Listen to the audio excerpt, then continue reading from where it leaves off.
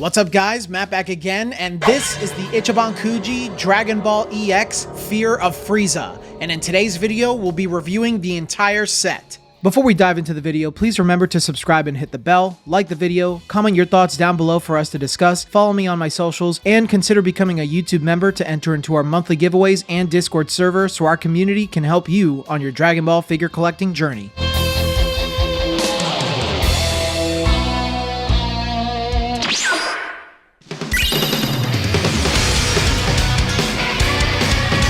What better way to start an Ichiban Kuji titled Fear of Frieza than with Frieza himself? Frieza is a prolific villain within Dragon Ball and quite possibly the most popular villain in the series. His introduction back in the Namek arc was chilling, and his ominous power loomed over everyone's head throughout the entire arc until he faced Goku for the final showdown. This is also the very first master release of Frieza in his first form. I love the fact that Bandai put him in his iconic space pod as well. I do hope we eventually get a first form Frieza outside of his pod, but I still love this one nonetheless. Frieza's likeness is excellent. His sinister expression and details on his face look very well done. Frieza also has shading on the top of his head, but that's it. While Frieza didn't receive much more shading outside of the top of his head, he did get some great paint styles from the glossy golds for his pod to the deep blacks of his pod. The pod itself has some great detail, as you can see the control panel inside and the rest of Frieza's body. That's some attention to detail right there. Frieza's pretty big for what you'd expect, but that's mostly due to the size of the pod he fits in. This Frieza is awesome and definitely one of the best master release figures released in 2023. If you're starting a Namek or Frieza collection, he's a must-have.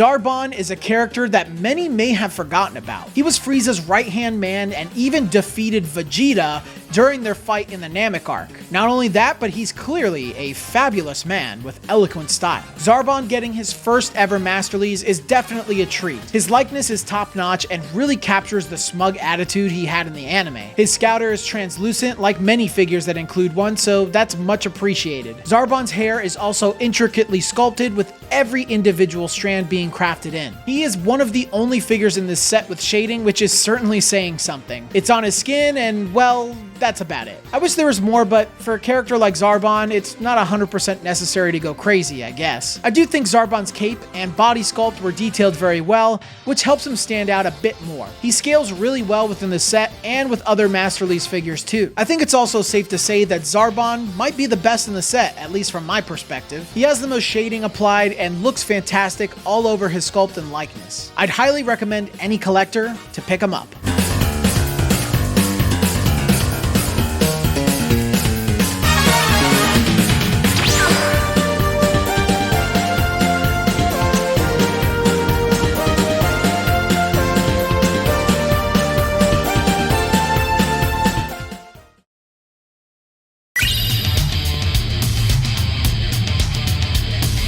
With Zarbon being in this set, you had to expect Dodoria alongside him. Well, here he is in all of his glory. Dodoria didn't get too much shine as he gets pretty bamboozled by Gohan and Krillin before getting quickly killed by Vegeta. He did have a little redemption by beating Bardock's butt in the OVA, but yeah, he's not all that important in the broad scope of things. He's still loved by fans nonetheless. Dodoria's likeness is great. I think they may have gone a little too small for his head compared to the original anime, but I think Bandai went with his more modern look. He still has plenty of detail and of course that translucent scouter on his face. The figure unfortunately has no shading on his body whatsoever. That's just unacceptable for any master release figure in my opinion and holds this figure back. He really had the potential to being in the best in the set because he's humongous, a lot bigger than I think a lot of people expected. Dodoria looks a bit too glossy for my liking and the shading would have definitely saved him. He's a great figure with all that in mind, and if you're trying to get the Frieza crew together for your shelf,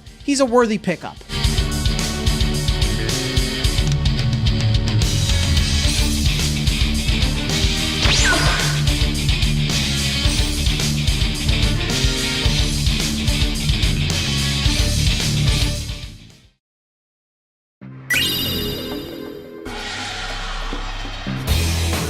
Talking about deep cut characters, I knew in my heart that if we ever got a Frieza focused Kuji, that Kui had to be included. He doesn't amount to much in the anime and manga, but was a helpful tool to introduce us to the concept of Zenkai boost from Saiyans. Vegeta showcases that exact ability by popping Kui like a pimple. So while Kui isn't an important character in Dragon Ball, it's nice to see him recognized in Ichiban Kuji and get his own master release. Kui's likeness is great. His expression rightfully captures his cocky attitude, and like the others in this set, has his translucent scouter. The texturing all over Kui's skin is awesome as they added all of his individual warts on his body. Unfortunately though, like Dodoria, Kui has no shading at all. This is a huge disappointment in a master release figure, whether it's a minor character or not. Other than that, the paint application is done well, though I would have preferred that matte style on his armor like we've seen with the Saiyans within master release. Kui scales just as you'd expect and fits well within a master release collection. At the end of the day, I'm happy to see Kui included here regardless of some of his shortcomings.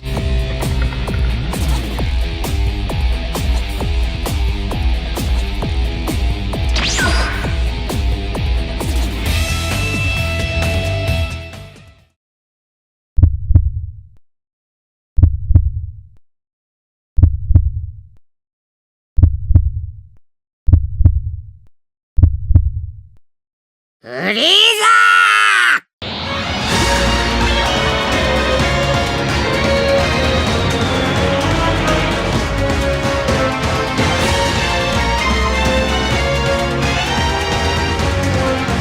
We have reached our last one prize, and I've gotta say, I'm pretty disappointed. I've said in the past that EX Kuji have had a terrible track record of recycling one of their prizes for their last one prize. Some prizes are more creative than others, like the Cyborg Tao Pai Pai, or even the Goku from this year's Tenkaichi Budokai set. But this Frieza goes with one of the laziest options by raising his finger to emulate his Death Ball sequence from the Bardock movie.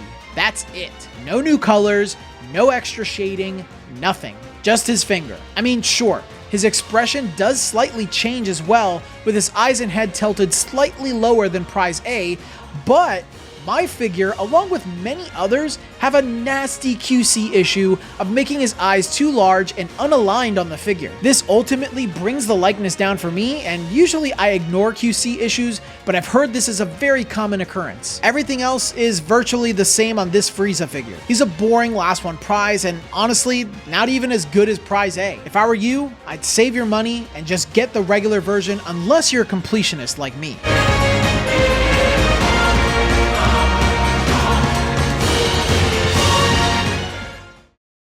So those are my thoughts on Ichiban Kuji Dragon Ball EX Fear of Frieza. I think this set is pretty good, actually. I think it has a lot of high highs and a couple of low lows, but at the end of the day, I think it all balances out to being one of the better Ichiban Kuji sets that released last year, 2023. But those are my thoughts, guys. Let me know your thoughts down in the comments section. If you made it this far in the video, please leave a like, subscribe to the channel if you haven't already, and if you want to go even further beyond and support our channel, you can become a YouTube member starting at $3, and that'll give you access to our growing Discord community full of awesome people. We do buy, sell, trade. We do Kuji leagues, which are debates about which Kuji is better than the other. We just have an overall good time. And if you want to become a $10 member, you'll get entered into our monthly giveaway to win a Crane figure. If you want to become a $15 member, you'll get entered into the monthly giveaway to win a Ichiban Kuji figure. And then $20 members have a chance to win an Ichiban Kuji set every month. But I think that's all I got for you guys today. Thank you for your support and thank you guys for watching. But until the next video, guys,